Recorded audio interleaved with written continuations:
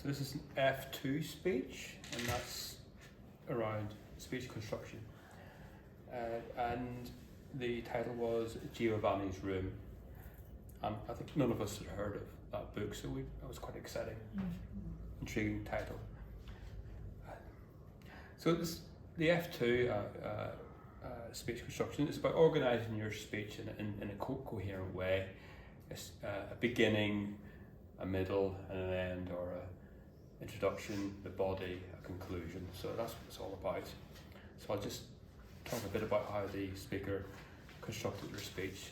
There was an introduction. It's quite short, but there was an introduction, and the speaker started with a question, and that's really good for building audience rapport. As have you read Giovanni's Room? And we just blank faces. No, it was no. and then follow on that. Starting with a question with a joke, so you can't judge me then. So that was quite quick-witted. So really good start, really good opening, really positive opening in building audience rapport using humour. So well done for that.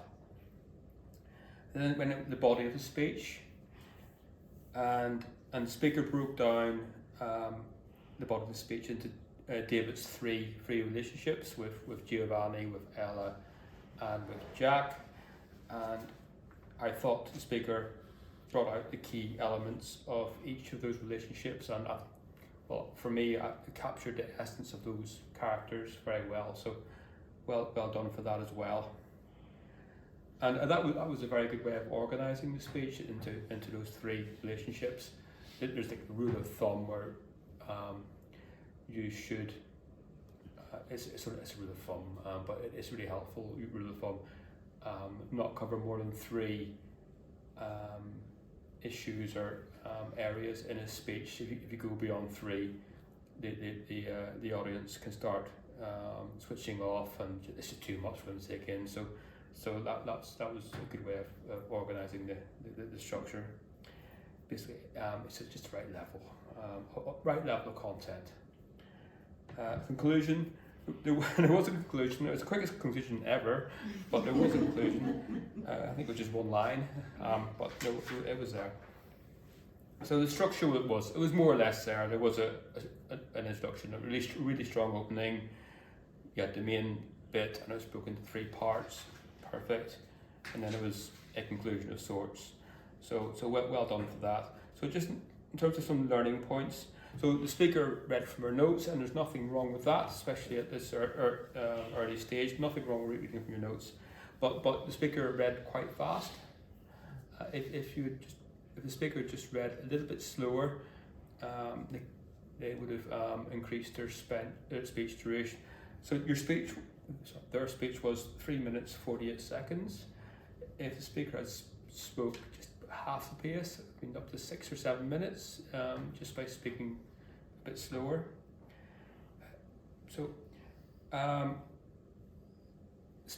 as the speaker develops and grows in confidence, they should start thinking about whether they can